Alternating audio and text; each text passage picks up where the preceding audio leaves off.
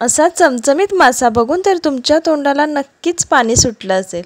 खूप टेस्टी, कुरकुरीत आणि खूप छान असा चवीला लागतो हा मासा आणि अतिशय साध्या सोप्या पद्धतीने हा मासा फ्राय केलेला आहे। आता वेळ न घालवता चला आपण रेसिपी पाहूयात। इथे मी नदीचा रहू मासा घेतलेला आहे, त्याचे असे फ्रायचे पीस करून आणलेले आहेत।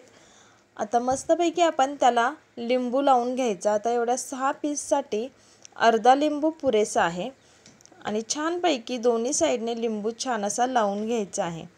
अगदी हॉटेलमध्ये मिळतो त्यापेक्षा भारी असा घरी छान मच्छी फ्राय होतो हा, तुम्ही नक्की करून बघा।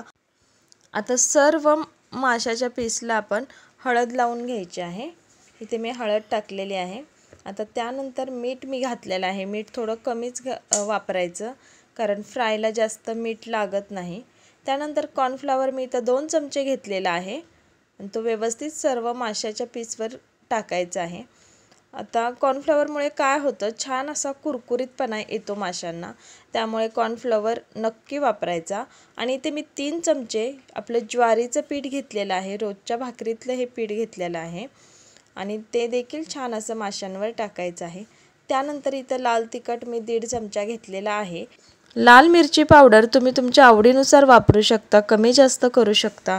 कुणाला जास्त तिखट आवडतं, कुणाला कमी तिखट आवडतं, परंतु मच्छी फ्राय करताना थोडं तिखट जास्तच वापरायचं कारण खूप छान चव येते त्यामुळे। आणि आता हा सर्व मसाला व्यवस्थित सर्व पीसला आपण लावून घ्यायचा आहे।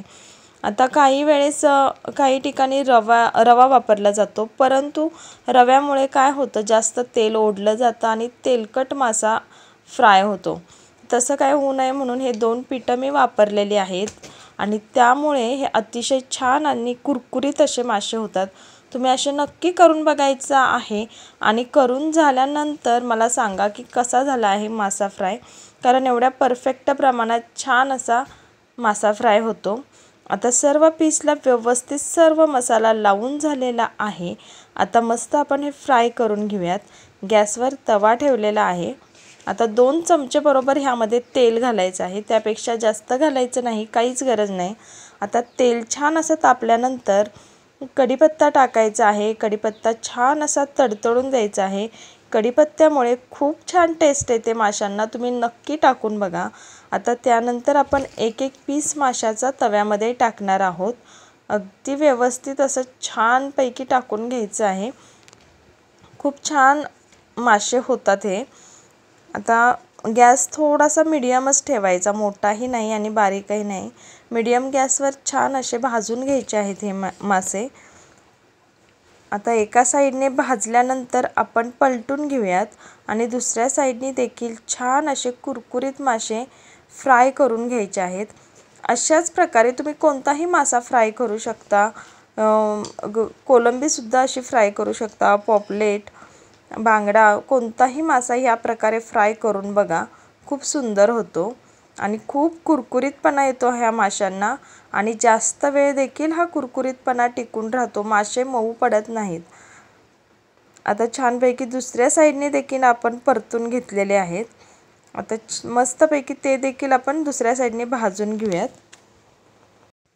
आता तुम्ही पाहू शकाल दुसऱ्या साईडने देखील छान असे आपले मासे फ्राय झालेले आहेत, अगदी कुरकुरीत कडक झालेले आहेत हे मासे। जे हॉटेलमध्ये मिळतात त्यापेक्षाही भारी टेस्टी होतात, तुम्ही नक्की करून बघा। एक नंबर असे मासे दिसत आहेत बघा आणि खूप छान कलरसुद्धा आलेला आहे त्यांना।